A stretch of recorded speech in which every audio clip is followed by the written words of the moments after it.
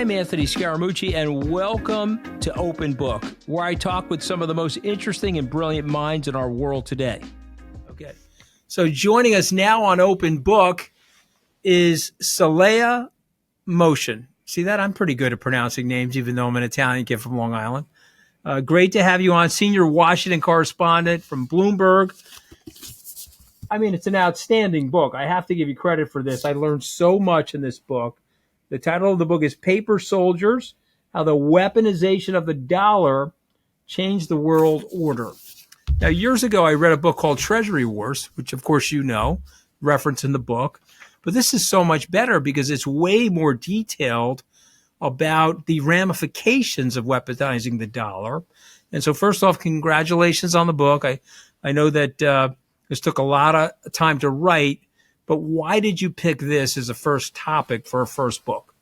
Well, thank you so much, Anthony, for having me on the show. I'm so excited to be here with you. I covered the Treasury Department starting in April 2016, so the tail end of Obama, all the way through Steven Mnuchin and the first half of Janet Yellen. And I continue to keep an eye on economic policy in Washington. And I decided to write this because, one, there is no Treasury Department book out there. There's a lot of autobiographies by some great Treasury secretaries. There are a lot of books on the Fed that touch on Treasury issues. There's a musical about Treasury, or about the first Treasury Secretary, Hamilton, but there's no book. And I wanted to show people, tell the world how what Treasury does touches our lives, everyone's lives. And I'll tell you something, Anthony, you were part of the Trump administration briefly. You were close to them. One thing I learned from covering everyone was that we on the right and left coasts forgot about a certain part of America, and that's what Trump heard. That's where populism came from. And I kind of decided in November of 2016 that I no longer want to be part of the media that forgets, that allows the creation of a forgotten man. So in the book, a lot of it takes place in Washington, in the Oval Office, at the Treasury Department. But I take readers to Weirton, West Virginia, to Moraine, Ohio. I'm from Cincinnati, Ohio. And I talk about how economic policies, currency policy, the dollar policy affects real people everywhere. So there's a lot to cover. But I read your book, and I want to test a theory on you, and then I want you to respond. And so the United States came out of the Bretton Woods Treaty with the dominant reserve currency. We were controlling the preponderance of the world's GDP. And so we tied it to gold. We then had massive deficit spending, so we had to unclip it from gold and let it trade freely. But it still was the tallest of all of the short people in the room. And so it stayed as the reserve currency. But we did two things that I want you to respond to. Thing number one is when Nixon went to China, we allowed China to link their currency to our currency. And our currency was being devalued due to deficit spending, and China was beginning manufacturing. So what would have happened from a macroeconomic policy naturally was the Chinese currency would have gone up. But since it was linked to the U.S. dollar, it traded down. So they got a double whammy of exportation as a result of this. And it hollowed out some of the places that you're reporting from. What did I miss? You hit it on the nose. This development happened over decades, actually. I think that's what you miss, is just the depth of it and how long it took, and how it took a while to take root, and then it took root, and then it took a while for people to notice. And let's unpack this a little bit. I think the story really, yes, it begins with Nixon's trip to China and opening up that relationship. In a lot of ways, I think the story begins with Bob Rubin. He started the strong dollar mantra, which actually underpins and supports globalization, which started sort of after that, right? NAFTA comes in the 90s, 2001, China enters the WTO, the World Trade Organization. The strong dollar policy, and I go into this in depth in the book. There's a chapter called Bob Rubin's Bumper Sticker. And he created a mantra because he wanted people to get bored of currency policy. Stop asking about the dollar. Stop wondering what's happening. It's boring. So I've got a boring phrase for you to diffuse all the angst and drama around currencies. And it was stating to the world that we want a strong dollar in two ways: exchange rate wise, sure, but also in terms of dominance. The world runs on dollars. Everybody needs the dollar. And so this underpinned globalization. And so what happened was, everyone kind of people in Washington had a sense that there would be some economic scarring that resulted from globalization. There are people who would lose their jobs as the manufacturing sector in the U.S. was hollowed out, more manufacturing overseas because it's cheaper to buy goods from Malaysia and Vietnam and China and parts of Latin America than it is from the expensive dollar angle. 9/11 hits. Everyone takes their eye off that ball. A lot of things come into play, and it turns out the economic scarring is exacerbated. Lawmakers and leaders in Washington really thought we can just retrain people who lose their factory job because those jobs were, quote, shipped overseas, go to China. You can't easily retrain a 52-year-old man or woman who has been in a factory floor for half their life at that point. It's not as easy as it sounds. And so those people were kind of ignored. And there were alarm bells, in 2000, 2001, people were saying, both Republicans and Democrats. Senator Max Baucus was really vocal about, hey, let's help the steelmakers. People are upset. Unions were making a lot of noise that the dollar is too strong. It's bad for us. No one was paying attention until in 2015, someone came down a set of golden escalators and we heard Trump really hear the voices, visit towns that no presidential candidate had really paid attention to, and listen to the stories, visit those areas that had these company towns that had just turned into sad old strip malls because the local economy floundered. All right, so a lot here. So before I get to that point of the book, and I do want to address it, I just want to put another piece into the jigsaw puzzle, because Rubin was an adherent to pay-as-you-go, which is legislation that was brought forth in the George Herbert Walker Bush administration, where there were guardrails placed on the Congress. It's hard to believe, but the Congress actually, in a bipartisan way, passed guardrails to control the deficit. And so Rubin said, let's stick to that, which is why Bill Clinton at that time put in the largest tax increase in U.S. history, at least up until that time in 1993. And Rubin's whole thing was the bond market. Right? He said he wanted to come back and be reincarnated as the bond market. And we ran the budget fairly tightly in the 90s. And this, some of our viewers and listeners don't, but we ran a budget surplus in the year 2000. We squandered all of that going into these wars in Afghanistan and Iraq without raising taxes. In fact, if anything, Bush 2 cut taxes in March prior to those wars starting in October. So I want to ask you the following question. The taxes get cut, the deficit goes wild, so we have to monetize that, right? Because we can't pay it back with the actual dollars that we bought. But at the same time that we're monetizing the debt, we're weaponizing the dollar, right? And so tell us about that. Tell us about the process of weaponizing the dollar, and give us some examples of the weaponization that took place early on.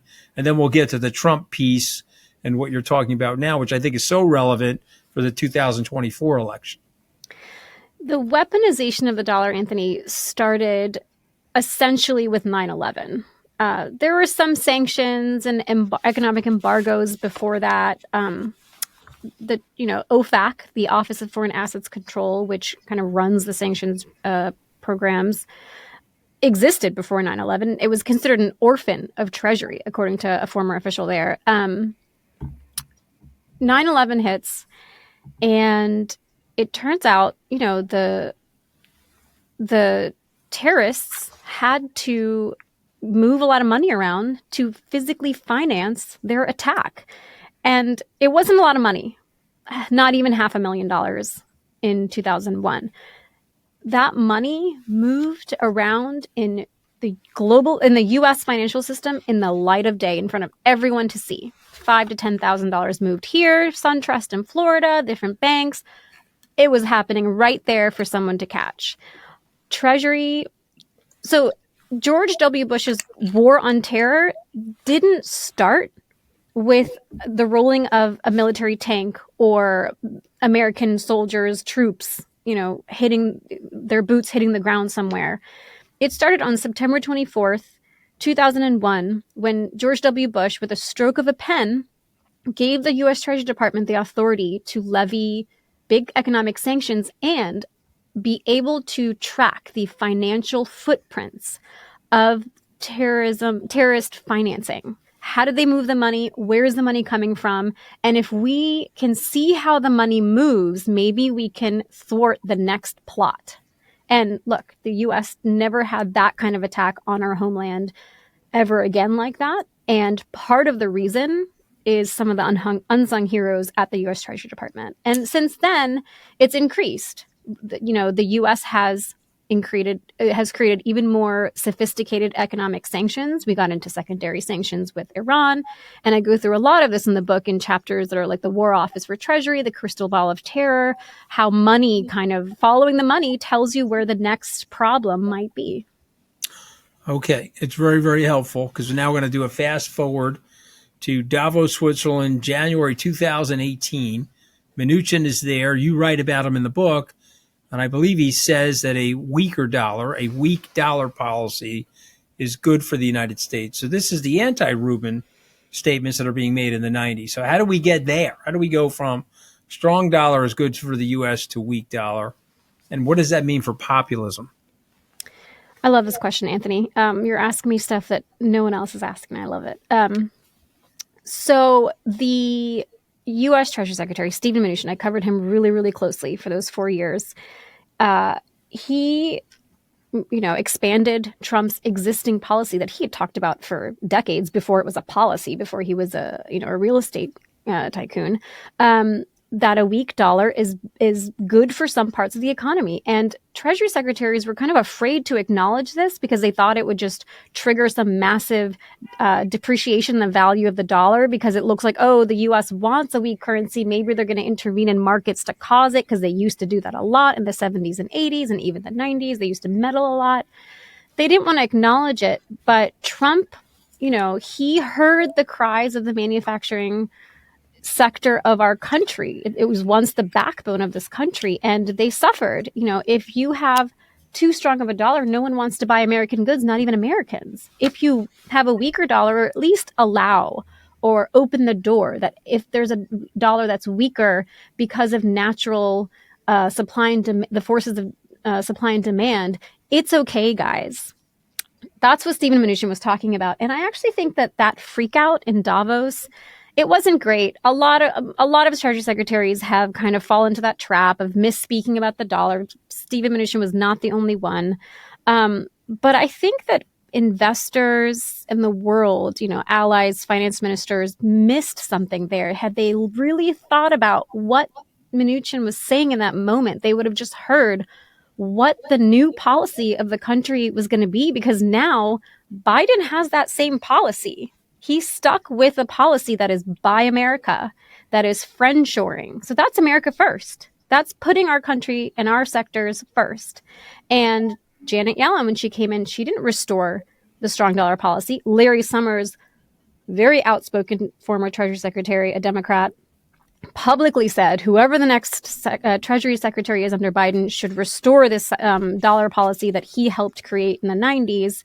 She didn't do it. So Steven Mnuchin told the world basically where we're headed. And instead of really paying attention to everything he said, everyone kind of freaked out on just this one little part about the weak dollar. So Robert Lighthizer has been on our show about his book on trade. And what you're saying, I think, is very instructive, because the Democrats, and again, I'm not trying to be critical, I'm just trying to be observational, they sort of ignored or left behind the white, blue-collar, middle and lower income workers. Like Mr. Trump or dislike him, as you point out in your book, he was a champion for them. And so these policies are actually good for them, and they're starting to feel it in an increase in wages. And so Joe Biden, the Biden administration, keeping these policies has been good for these people. But something else is happening that I want you to discuss, and that is we turned the crank on dollar weaponization at the beginning of the Ukrainian war. So you've got, I get it, we want to have more exports for the U.S., more wage growth for the lower and middle income people, and so we've adjusted our dollar policy. But at the same time that we're doing that, we have turned the screws on people like the Russians and the Iranians and the North Koreans, and they're doing a pretty good job, are they not, of avoiding the sanctions that we put on. Address that for us, if you don't mind, Saleha. Yeah, the de-dollarization debate is raging, and we're going to get to a second because Trump waded into it earlier this month when he went on CNBC to talk about it. But not to talk about it, but he raised it himself. So it's you have to look at two types of two definitions for a strong dollar. There's the exchange rate, just by sheer exchange rate, supply and demand forces, we have a dollar that has a high and strong value against other currencies. The second part is, again, like I said earlier, dollar dominance. Everyone needs the dollar. The world runs on dollars. You could be picking cocoa beans in Ghana, and your livelihood, if that's your livelihood, is influenced by the dollar because you need dollars to sell that because you're going to touch the global financial system to ship those cocoa beans somewhere, right? Same with Russian oligarchs, with you name the country. They need to touch the global financial system, and that is the dollar. It's a little bit of a case of like, with one hand, we want a weak dollar because there's benefits, and with the other hand, we want this dollar dominance and power because it protects us.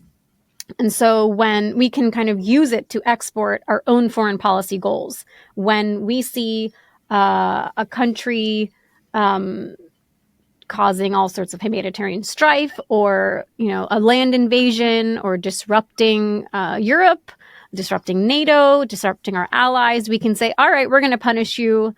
You're cut off from the dollar. And it's not as blunt as an instrument as I just described. There are different degrees. There's a spectrum on which sanctions operate, and you can slowly ramp that up and tighten that vise.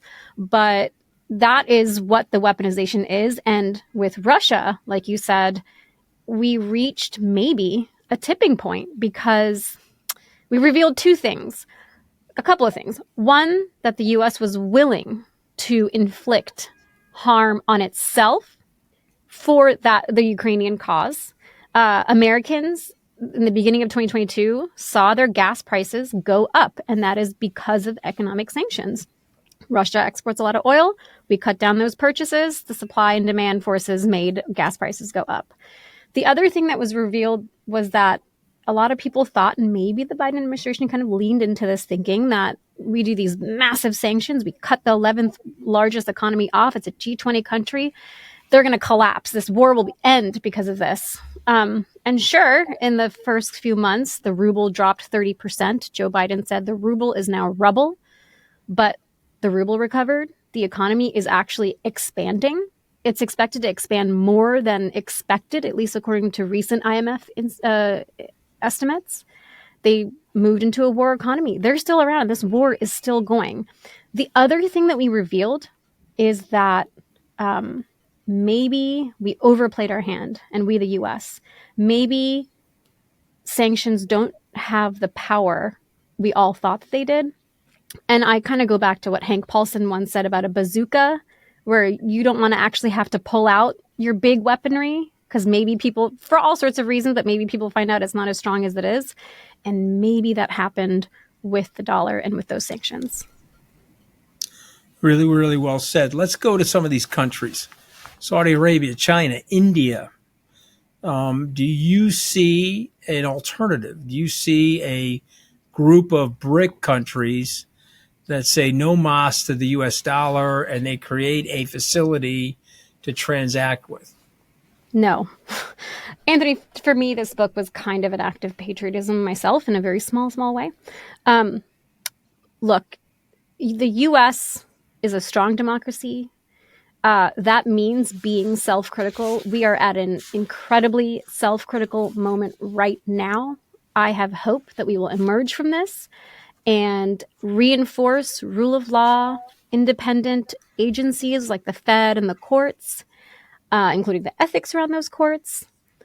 We will, continue to have free and fair elections. Hopefully some of this deep partisanship bridges are built at some point so that we are strong internally, because our economy, first of all, we're the world's largest economy. If you look at number 2, 3, and 4, you have to take all of those countries combined to get to where we're at, right? So we're eons ahead in this race.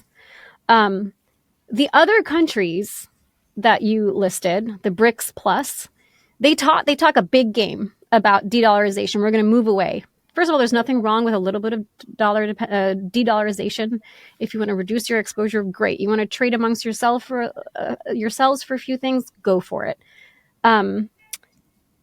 What's going to happen when some of these countries that are not based around free and fair elections, everyone's life comes to a close? If their authoritarian leader, succumbs to life, there will be a power vacuum. They're going to take their eye off of de-dollarization. That's the last thing on their list. They're going to have a lot of internal struggles. And that's when their own country is probably going to run toward the dollar. What happens when crisis hits? When another country has a regional crisis, whether it's a couple of currency crises kind of coming together, or there's a coup in the country, political instability, everyone flees for dollars. Emerging markets issue their government debt in dollars because that's what investors trust. And that's what's going to happen as long as the U.S. strengthens itself. Okay, so let's talk about that, because some people are worried, and let me give you some of the things people are worried about. The Bretton Woods Treaty, we had $35 per 1 ounce of gold. Now that's $2,100 per 1 ounce of gold. The purchasing power of the dollar has gone down about 98% in 53 years. Our deficits, some people think are out of control. I'd like to get your take, but we went from George Washington to George Herbert Walker Bush, $7 trillion. Barack Obama, Donald Trump, Joe Biden, $27 trillion. And so we have a $34 trillion budget deficit now, 27 of which manifested itself over the last 15, 16 years. And so is that going to hurt the dollar standing? Is that something we need to be worried about? Or is Dick Cheney right? Deficits don't matter, and we can continue to devalue the dollar to pay off this debt. That data, the way you presented it, is staggering. I'm going to keep that in my back pocket because it really paints a picture. But that's honest data, Saleha. Yep. Give me the exact facts. It paints a picture of how scary this actually is. The deficit is definitely a problem. If you consider the U.S. as a bit of an empire, we're a superpower. No one uses the word empire anymore, but I think superpower is kind of this similar concept. If you look at the last couple of empires, or just any of the big ones, Roman Empire, Greek, Britain, they fell. A lot of it had to do with too much debt. Their treasury coffers were empty, and that's not good. I think the debt is going to be a huge problem, but no one in Washington will do anything about it until markets bully Washington. That's how it worked last time, the last couple of times. There have been problems of fiscal policy becoming so imbalanced, right? So if you think about the 90s, there's a chapter in the book called Vigilantes and Control Freaks, and it's all about when bond traders bullied the Clinton administration over the administration's fiscal spending and economic policies, thinking, well, the deficit is going to blow up out of these policies, and we don't think that this is sustainable.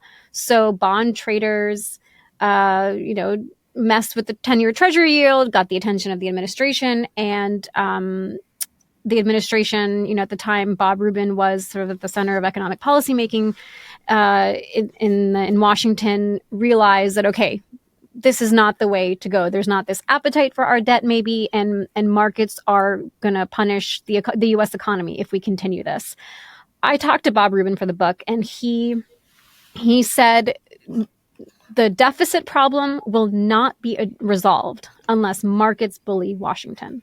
That's how the debt ceiling is resolved every time. It's markets that show how terrifying a debt ceiling breach could actually be for the world before lawmakers realize this is a big deal.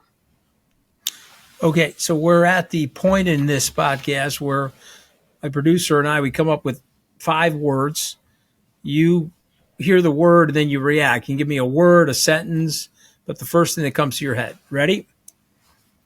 I'm going to say the word Rubin.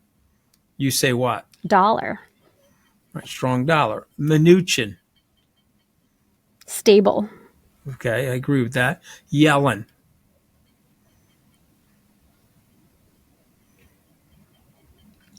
Fed.